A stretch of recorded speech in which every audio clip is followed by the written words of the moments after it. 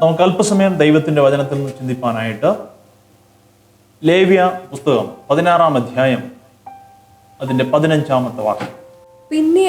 പിന്നെ അവൻ ജനത്തിനു വേണ്ടിയുള്ള പാപയാഗത്തിന്റെ കോലാട്ടുകൊറ്റനെ അറുത്ത് രക്തം തിരശ്ശീലയ്ക്കകത്ത് കൊണ്ടുവന്ന് കാളയുടെ രക്തം കൊണ്ട് ചെയ്തതുപോലെ ഇതിന്റെ രക്തം കൊണ്ടും ചെയ്ത് അതിനെ കൃപാസനത്തിന്റെ മേലും കൃപാസനത്തിന്റെ മുമ്പിലും തളിക്കണം.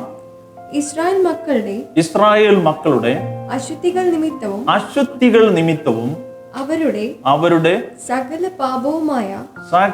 പാപവുമായ ലംഘനങ്ങൾ നിമിത്തവും അവൻ വിശുദ്ധ മന്ദിരത്തിന് പ്രായശ്ചിത്തം കഴിക്കണം. അവരുടെ ഇടയിൽ മതി. ഇവിടെ ഈ വായിച്ച വാക്യത്തിൽ ദൈവത്താൽ തിരഞ്ഞെടുക്കപ്പെട്ട ഇസ്രായേൽ ജനം പാപം ചെയ്തപ്പോ അവരുടെ പാപത്തിന്റെ പരിഹാരത്തിന് വേണ്ടി കോലാട്ടുകൊറ്റനെ അറുത്ത് അതിന്റെ രക്തം തിരശ്ശീലയ്ക്കകത്ത് കൊണ്ടുവന്ന് തെളിക്കപ്പെടുമ്പോൾ അവരുടെ പാപ പരിഹാരം ലഭിച്ചിരുന്നു എന്ന് പഴയ നിയമത്തിൽ കാണുവാനായിട്ട്. എന്നാൽ പഴയ നിയമത്തിൽ മറ്റൊരു പ്രത്യേകതയുണ്ട്. ദൈവ സാന്നിധ്യം ഇറങ്ങി വരുന്ന സ്ഥലത്ത് പാപം ചെയ്തിട്ട് ഒരു വ്യക്തി കടന്നു വന്നാൽ ആ വ്യക്തി സമാഗമന കൂടാരത്തിനകത്ത് അതിവിശുദ്ധ സ്ഥലത്ത് മരിച്ചു വീഴുമായിരുന്നു. അതായിരുന്നു പഴയ നിയമത്തിന്റെ പ്രത്യേകത. ലേവ്യ പുസ്തകം 16-ാം അധ്യായം 1-2 വാക്യം. അഹരോന്റെ രണ്ട് പുത്രന്മാർ യഹോവയുടെ സന്നിധിയിൽ അടുത്ത് ചെന്നിട്ട് മരിച്ചുപോയ ശേഷം യഹോവ മോശയോട് അരുളി ചെയ്തത് എന്തെന്നാൽ കൃപാസനത്തിന്റെ മീതെ മേഘത്തിൽ ഞാൻ വെളിപ്പെടുന്നത് കൊണ്ട് നിന്റെ സഹോദരനായ അഹരോൻ മരിക്കാതെ ഇരിക്കേണ്ടതിന് നിന്റെ സഹോദരനായ അഹരോൻ മരിക്കാതെ ഇരിക്കേണ്ടതിന് വിശുദ്ധ മന്ദിരത്തിൽ തിരശ്ശീലയ്ക്കകത്ത് പെട്ടകത്തിന്മേലുള്ള കൃപാസനത്തിന്റെ മുമ്പിൽ എല്ലാ സമയത്തും വരരുത് എന്ന് അവനോട് പറയണം. ഇവിടെ അഹരോന്റെ 2 പുത്രന്മാർ മരിച്ച ശേഷം എന്ന് പറയും. അപ്പോൾ അഹരോന്റെ 2 പുത്രന്മാർ മരിക്കാനുള്ള കാരണം ലേവ്യ പുസ്തകം 10-ാം അധ്യായം 1-ാമത്തെ വാക്യം. ലേവ്യ പുസ്തകം 10:1. അനന്തരം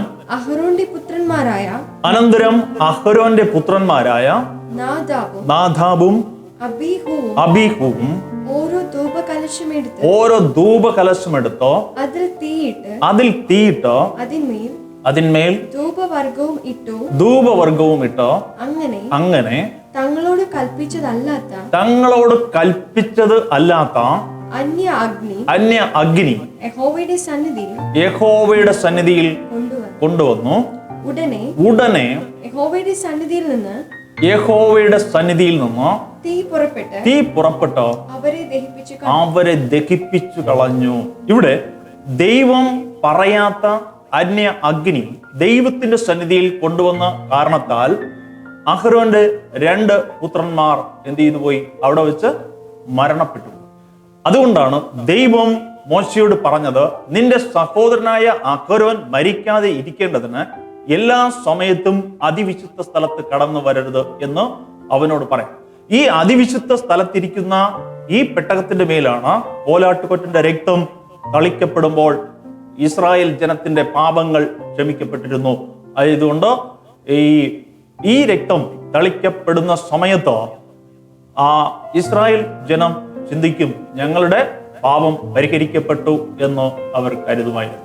ഇത് പഴയ നിയമത്തിന്റെ പ്രത്യേകതയാണ്. എന്നാൽ പുതിയ നിയമത്തിൽ വരുമ്പോൾ നമ്മുടെ കർത്താവായ യേശു ക്രിസ്തു ശിഷ്യന്മാരോട് ലാസ്റ്റ് സപ്പറിന്റെ സമയത്ത് പറഞ്ഞു, അപ്പമെടുത്ത് വാഴ്ത്തി നുറുക്കി തന്റെ ശിഷ്യന്മാർക്ക് കൊടുക്കുന്ന സമയത്ത് ഇങ്ങനെ പറഞ്ഞു, ഇത് എന്റെ രക്തത്തിൽ പുതിയ നിയമം. മത്തായി എഴുതിയ സുവിശേഷം 26-ാം അധ്യായം 26-ാമത്തെ വാക്യം. അവർ ഭക്ഷിക്കുമ്പോൾ യേശു അപ്പമെടുത്ത് വാഴ്ത്തി നുറുക്കി ശിഷ്യന്മാർക്ക് കൊടുത്തു. വാങ്ങി ഭക്ഷിക്കുവേൻ, ഇത് എന്റെ ശരീരമെന്ന് പറഞ്ഞു. പിന്നെ പാനപാത്രം എടുത്ത് സ്തോത്രം ചൊല്ലി അവർക്ക് കൊടുത്തു. എല്ലാവരും ഇതിൽ നിന്ന് കുടിക്കുവീൻ. ഇത് അനേകർക്ക് വേണ്ടി പാപമോചനത്തിനായി ചൊരിയുന്ന പുതിയ നിയമത്തിലുള്ള എന്റെ രക്തം. അപ്പോ യേശു ക്രിസ്തു പഴയ നിയമത്തിൽ ഒരു ആടിന്റെയോ കാളയുടെ രക്തം തളിക്കപ്പെടുമ്പോൾ ഇസ്രായേൽ ജനത്തിന്റെ അശുദ്ധികൾ ക്ഷമിക്കപ്പെട്ടിരുന്നുവെങ്കിൽ, പുതിയ നിയമത്തിൽ ലോക സ്ഥാപനത്തിന് മുമ്പേ പിതാവിന്റെ അടുക്കൽ ഉണ്ടായിരുന്ന യേശു പരിശുദ്ധാത്മാവിനാൽ ഒരു കന്യകയിലൂടെ ഈ ലോകത്തിൽ കടന്നു വന്ന് 33.5 തിരുവയസ്സ് വരെ ഈ ലോകത്തിൽ ജീവിക്കുകയും തന്റെ രക്തം ഈ ഭൂമിയിൽ നമ്മുടെ സകല മനുഷ്യരുടെ പാപ പരിഹാരത്തിന് വേണ്ടി കാൽവരി ക്രൂശിൽ തകർക്കപ്പെടുകയും ചെയ്തു. യേശു ക്രിസ്തു മരിക്കുമ്പോൾ തന്റെ അവസാനത്തെ തുള്ളി രക്തവും സകല മനുഷ്യർക്കും വേണ്ടി ഊറ്റി തന്ന ശേഷം യേശു പറഞ്ഞു, സകലതും നിവർത്തി ആയി. എബ്രായർക്ക് എഴുതിയ ലേഖനം 9-ാം അധ്യായം അതിന്റെ 16-ാമത്തെ വാക്യം. നിയമം ഉള്ളിടത്തോ നിയമകർത്താവിന്റെ മരണം തെളിയുവാൻ ആവശ്യം. മരിച്ച ശേഷമല്ലോ നിയമം സ്ഥിരമാകുന്നത്.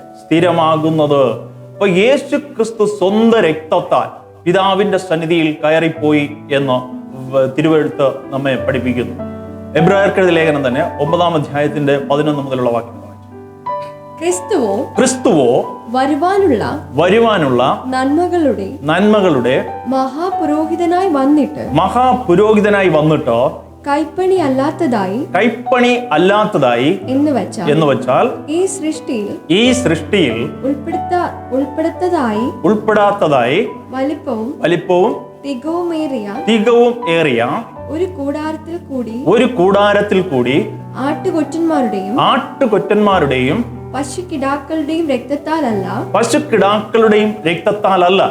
പശുക്കിടാക്കളുടെ രക്തം പഴയ നിയമ കാലഘട്ടത്തിൽ ഇസ്രായേൽ ജനത്തിന്റെ അശുദ്ധികൾക്ക് വേണ്ടി തളിക്കപ്പെട്ടിരുന്നതായിരുന്നു. ആയതുകൊണ്ട് പശുക്കിടാക്കളുടെ രക്തം കൊണ്ട് അല്ല, സ്വന്തം രക്തത്താൽ തന്നെ ഒരിക്കലായി വിശുദ്ധ മന്ദിരത്തിലേക്ക് പ്രവേശിച്ചു. യേശു ക്രിസ്തു മരിച്ചു അടക്കപ്പെട്ട് ഉയർത്തെഴുന്നേറ്റ് മറിയയ്ക്ക് പ്രത്യക്ഷപ്പെടുന്ന സമയത്ത് യേശു മറിയോട് ഇങ്ങനെ പറഞ്ഞു, എന്നെ തുടരുത്. യോഹന്നാന്റെ സുവിശേഷം 20-ാം അധ്യായം 17-ാമത്തെ വാക്യം.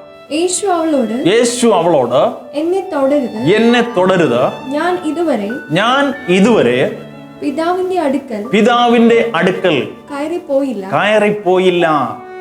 അപ്പൊ യേശു മറിയോട് ഇങ്ങനെ പറയുകയാണ്, എന്നെ തുടരുത്, ഞാൻ ഇതുവരെയും പിതാവിന്റെ അടുക്കൽ കയറിപ്പോയില്ല. അതേ അധ്യായത്തിൽ തന്നെ 27-ാമത്തെ വാക്യത്തിൽ ഇങ്ങനെ പറയുന്നു. യോഹന്നാന്റെ സുവിശേഷം 20-ാം അധ്യായം അതിന്റെ 27-ാമത്തെ വാക്യം. പിന്നെ തോമസിനോട് നിന്റെ വിരൽ ഇങ്ങോട്ട് നീട്ടി എന്റെ കൈകളെ കാണുക, നിന്റെ കൈ നീട്ടി എന്റെ വിലാപ്പുറത്ത് ഇടുക,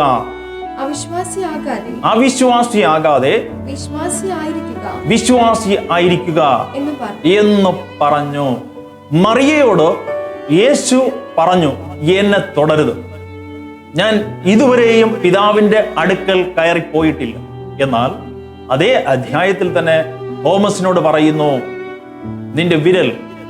യേശുക്രിസ്തുവിന്റെ മറ്റ് ശിഷ്യന്മാർ തോമസിനോട് പറഞ്ഞു, യേശുക്രിസ്തു ഉയർത്തെഴുന്നേറ്റവനായി ഞങ്ങൾ കണ്ടിരിക്കുന്നു. അതിന് തോമസ് പറഞ്ഞു, ഞാൻ കണ്ടിട്ടല്ലാതെ വിശ്വസിക്കത്തില്ല. അപ്പോ യേശു തോമസിനോട് പറഞ്ഞു, നിന്റെ വിരൽ ഇങ്ങോട്ട് നീട്ടി എന്നെ തൊടുക. അപ്പൊ ഈ സമയത്തിനകത്തോ യേശു തന്റെ സ്വന്തം രക്തവുമായി പിതാവിന്റെ സന്നിധിയിലേക്ക് കയറിപ്പോയി എന്ന് എബ്രായർക്ക് എഴുതിയ ലേഖനം 9-ാം അധ്യായം 12 മുതലുള്ള വാക്യങ്ങൾ. ആട്ടുകൊറ്റന്മാരുടെയും പശുക്കിടാക്കളുടെയും രക്തത്താൽ അല്ല സ്വന്തം രക്തത്താൽ തന്നെ സ്വന്തം രക്തത്താൽ തന്നെ ഒരിക്കലായിട്ട് വിശുദ്ധ മന്ദിരത്തിൽ പ്രവേശിച്ച് എന്നേക്കുമുള്ളൊരു വീണ്ടെടുപ്പ് സാധിപ്പിച്ചു. പ്രിയ ദൈവത്തിന്റെ മക്കളെ, ഈ മീഡിയയിലൂടെ എന്നെ ശ്രദ്ധിക്കുന്ന എല്ലാവരോടും നിങ്ങളോട് കൈമാറുവാനുള്ള ദൈവത്തിന്റെ സന്ദേശം ഇതാണ്: യേശുവിന്റെ രക്തം നമ്മുടെ സകല പാപവും പോക്കി നമ്മെ ശുദ്ധീകരിക്കും. ഒരിക്കലായി തന്റെ സ്വന്തം രക്തവുമായി പിതാവിന്റെ സന്നിധിയിൽ കടന്നുപോയി നമുക്ക് വേണ്ടി പാപ പരിഹാര യാഗം അർപ്പിച്ച യേശുവിൽ ആര് വിശ്വസിക്കുന്നുവോ ആ വ്യക്തിയുടെ പാപം ക്ഷമിക്കപ്പെടുന്നുണ്ട്. പഴയ നിയമത്തിൽ ഈ കാളയുടെ രക്തമോ അല്ലെങ്കിൽ കോലാട്ടുകൊറ്റന്റെ രക്തമോ തളിക്കപ്പെട്ട ഈ പെട്ടകം പിന്നത്തേതിൽ പിടിക്കപ്പെടുകയാണ്. 1 ശമൂവേലിന്റെ പുസ്തകം 4-ാം അധ്യായം അതിന്റെ 10-ാമത്തെ വാക്യം. അങ്ങനെ ഫെലിസ്ത്യർ പാട തുടങ്ങിയപ്പോൾ ഇസ്രായേൽ തോറ്റു. ഓരോരുത്തൻ താൻ വീട്ടിലേക്ക് ഓടി. ഇസ്രായേലിൽ 30,000 കാലാൾ വീണു പോകത്തക്കവണ്ണം ഒരു മഹാസംഹാരം ഉണ്ടായി. ദൈവത്തിന്റെ പെട്ടകം പിടിക്കപ്പെട്ടു. ഏലിയുടെ രണ്ട് പുത്രന്മാരായ ഹോഫ്നിയും ഫിനെഹാസും പട്ടുപോയി. ഏലി പുരോഹിതന്റെ 2 പുത്രന്മാരുടെ പേരാണ് ഹോഫ്നി എന്നും ഫിനെഹാസ് എന്നും. ഈ 2 പുത്രന്മാരും ദൈവത്തിന് ഹിതമില്ലാത്ത വഴിയിൽ നടന്നതുകൊണ്ടോ ഈ ഫെലിസ്ത്യർ പട തുടങ്ങിയപ്പോ ഏലി പുരോഹിതന്റെ 2 പുത്രന്മാർ ഇതിൽ പട്ടുപോയി എന്ന് പറഞ്ഞാൽ മരിച്ചുപോയി എന്നാണ് അവിടെ രേഖപ്പെടുത്തിയിരിക്കുന്നത്.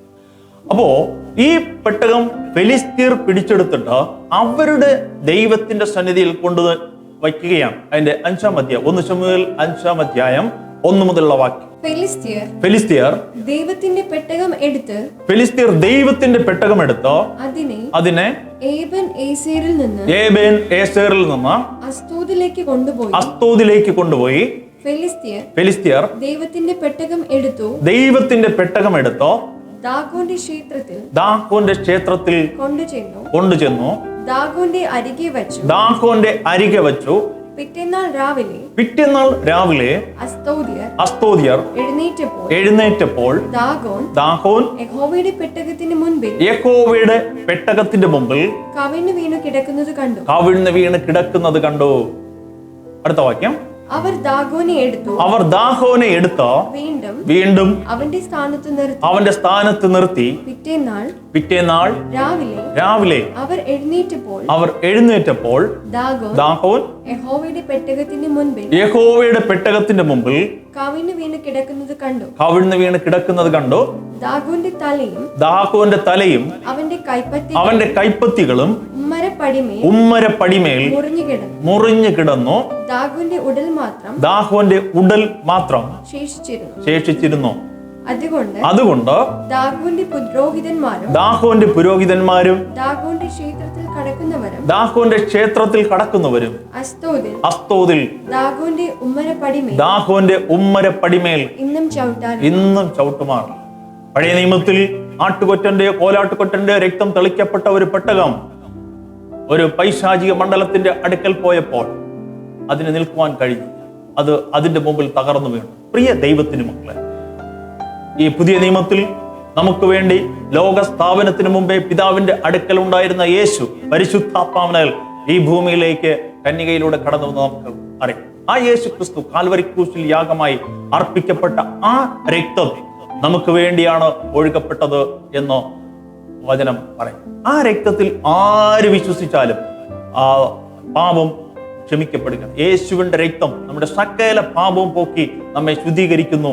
ആ രക്തം നമ്മൾക്ക് വേണ്ടി തളിക്കപ്പെട്ടാൽ നമ്മൾ ഏത് ദേശത്തിലായിരുന്നാലും എല്ലാ പൈശാചിക ശക്തികളും നമ്മെ വിട്ടു മാറുകയും ദൈവത്തിന്റെ സന്നിധിയിൽ നമുക്ക് നീതിമാന്മാരായി ജീവിക്കുവാനായിട്ട് കഴിയുകയും ചെയ്യും. യേശുവിന്റെ രക്തം നമ്മെ സകല പാപത്തെ പോക്കുന്നത് മാത്രമല്ല, നമ്മുടെ പേര് ജീവന്റെ പുസ്തകത്തിൽ എഴുതി നമ്മെ പുതിയ സൃഷ്ടികളാക്കി മാറ്റുകയും ചെയ്യുന്നു. നമ്മൾ ചിന്തിക്കും ദൈവം വസിക്കുന്നത് ഏതെങ്കിലും ആലയത്തിലായിരിക്കുമെന്ന്. ദൈവം ഒരു ആലയത്തിലും വാസം ചെയ്യുന്നില്ല. ദൈവത്തിന് വസിക്കുവാനുള്ള മന്ദിരം നമ്മൾ ഓരോരുത്തരുമാണ്. 1 കൊരിന്ത്യർക്കെഴുതിയ ലേഖനം 3-ാം അധ്യായം അതിന്റെ 16-ാമത്തെ നിങ്ങൾ ദൈവത്തിന്റെ മന്ദിരമെന്നും നിങ്ങൾ ദൈവത്തിന്റെ മന്ദിരമെന്നും ദൈവത്തിന്റെ ആത്മാവ് നിങ്ങളിൽ വസിക്കുന്നുവെന്നും അറിയുന്നില്ലയോ? ദൈവത്തിന് വസിക്കുവാനുള്ള മന്ദിരം ഞാനാണ്. പഴയ നിയമത്തിൽ ദൈവം ഇസ്രായേൽ ജനത്തിന്റെ അശുദ്ധികൾ ക്ഷമിക്കുന്നതിലേക്ക് വേണ്ടി സമാഗമന കൂടാരത്തിൽ പെട്ടകത്തിൽ ആ രക്തം തളിച്ചപ്പോൾ അവരുടെ അശുദ്ധികൾ ക്ഷമിക്കുമെങ്കിൽ പുതിയ നിയമത്തിൽ ഞാനാകുന്ന മന്ദിരത്തിലാണ് യേശുവിന്റെ രക്തം തളിക്കപ്പെടുന്നത്. ദൈവം ആത്മാവാകുന്ന ദൈവം തന്റെ പരിശുദ്ധാത്മാവിനാൽ നമ്മൾ ഓരോരുത്തരും വസിച്ചുകൊണ്ട് നമ്മളെ ദൈവത്തിന്റെ മക്കളാക്കി മാറ്റി നമ്മെ ഓരോ ദിവസവും ഈ കർത്താവ് വഴി നടത്തുക തന്നെ ചെയ്യും. ഈ ദൈവത്താൽ കരം പിടിച്ച് നടത്തപ്പെടുന്ന ഒരു ദൈവ പൈതലിനെ ഒരു അന്ധകാര ശക്തികളും ഒരു പൈശാചിക ശക്തികളും തൊടുവാൻ സാധ്യമല്ല. കാരണം ദൈവത്തിന്റെ ദൂതന്മാർ നമ്മോട് കൂടെ ഇരുന്ന് ദൈവം വഴി നടത്തുക തന്നെ ചെയ്യും. കാരണം നിന്റെ എല്ലാ വഴികളിലും നിന്നെ കാക്കേണ്ടതിന് ദൈവം തന്റെ ദൂതന്മാരോട് കൽപ്പിക്കും. ദൈവത്തിന്റെ ദൂതൻ നമ്മോട് കൂടെയുണ്ടെങ്കിൽ, നമ്മുടെ ഭവനത്തിന് ചുറ്റുമുണ്ടെങ്കിൽ ഒരു അന്ധകാര ശക്തിക്കും നമ്മെ തൊടുവാനായിട്ട് കഴിയത്തില്ല. കാരണം ദൈവത്തിന്റെ ദൂതന്റെ ശക്തി അത്ര വലുതാണ്. യെശയ്യാ പ്രവാചകന്റെ പുസ്തകം 37-ാം അധ്യായം അതിന്റെ 36-ാമത്തെ വാക്യം വായിച്ചു. എന്നാൽ യഹോവയുടെ ദൂതൻ പുറപ്പെട്ട് അശ്ശൂർ പാളയത്തിൽ 185,000 പേരെ കൊന്നു. ജനം രാവിലെ എഴുന്നേറ്റപ്പോൾ അവർ എല്ലാവരും ശവങ്ങളായി കിടക്കുന്നത് കണ്ടു. ഒരു ദൈവത്തിന്റെ ദൂതൻ പുറപ്പെട്ടപ്പോൾ അശ്ശൂർ പാളയത്തിലെ ആ സൈന്യത്തെ എന്ത് ചെയ്തു?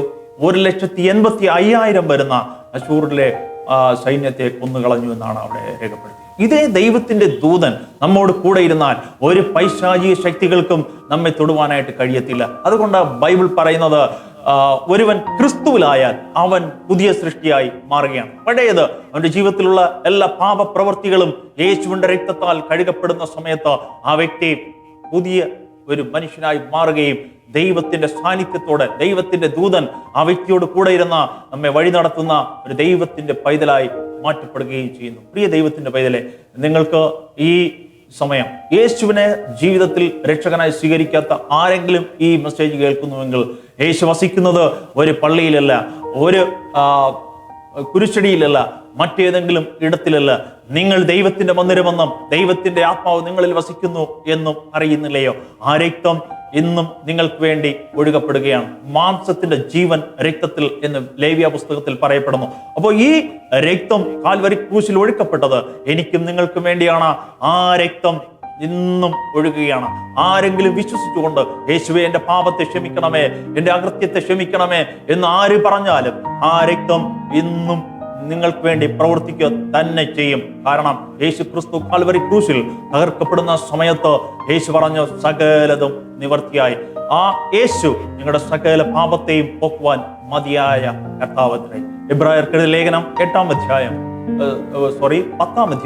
അതിന്റെ 8 മുതലുള്ള വാക്യം കൂടെ വായിച്ചാട്ടെ.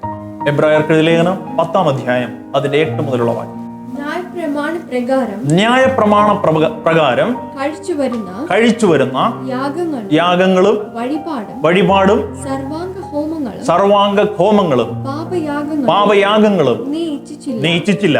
പഴയ നിയമപ്രകാരം കഴിച്ചുവരുന്ന യാഗങ്ങളോ കർമ്മങ്ങളോ വഴിപാടുകളോ എന്നും ദൈവം ഇച്ഛിച്ചിട്ടില്ല. കാരണം നമ്മൾ ചെയ്യും ചില പ്രവൃത്തികൾ ചെയ്തുകൊണ്ട് ദൈവത്തെ പ്രസാദിപ്പിക്കാം എന്നൊക്കെയും നമ്മൾ ചിന്തിക്കും. നമ്മൾ പഴയ നിയമത്തിൽ പറയുന്നു ഇതൊന്നും ദൈവം എന്ത് ചെയ്തില്ല, ആഗ്രഹിച്ചില്ല, അല്ലെങ്കിൽ ഇതിലൊന്നും ദൈവം പ്രസാദിച്ചിട്ടില്ല എന്നോ എബ്രായർക്കെഴുതിയ ലേഖനത്തിൽ പറയുന്നു. പഴയ നിയമപ്രകാരം നമ്മൾ ചെയ്തുകൊണ്ടുവരുന്ന ഒരു പ്രവൃത്തിയിലും ദൈവം പ്രസാദിക്കുന്നില്ല. വായിച്ചോട്ടെ. അവയിൽ പ്രസാദിച്ചതുമില്ല എന്നിങ്ങനെ പറഞ്ഞ ശേഷം ഇതാ ഞാൻ നിന്റെ ഇഷ്ടം ചെയ്യുവാൻ വരുന്നു എന്നോ പറഞ്ഞുകൊണ്ട് അവൻ രണ്ടാമത്തേതിനെ സ്ഥാപിക്കുവാൻ ഒന്നാമത്തേതിനെ നീക്കിക്കളയുന്നു. അങ്ങനെയാണെങ്കിൽ പ്രിയ ദൈവത്തിന്റെ പൈതലെ, നമ്മുടെ മനസ്സാക്ഷിയിൽ പൂർണ്ണ സമാധാനവും പൂർണ്ണ സന്തോഷവും തരുവാൻ കഴിയുന്ന രണ്ടാമത്തതൊന്ന് സ്ഥാപിക്കുവാൻ യേശു ക്രിസ്തു കാൽവരി ക്രൂശിൽ എനിക്കും നിങ്ങൾക്കും വേണ്ടി യാഗം അർപ്പിച്ചു. ഈ യാഗത്തിൽ ആര് വിശ്വസിക്കുന്നു? യേശുവേ, എന്റെ പാപങ്ങളെ കഴുകണമേ, ഞാനൊരു പാപിയാണെന്ന് ആര് ഏറ്റു പറഞ്ഞാലും ആ പാപത്തെ ക്ഷമിക്കുവാൻ യേശു ഇന്നും മതിയായതാണ്.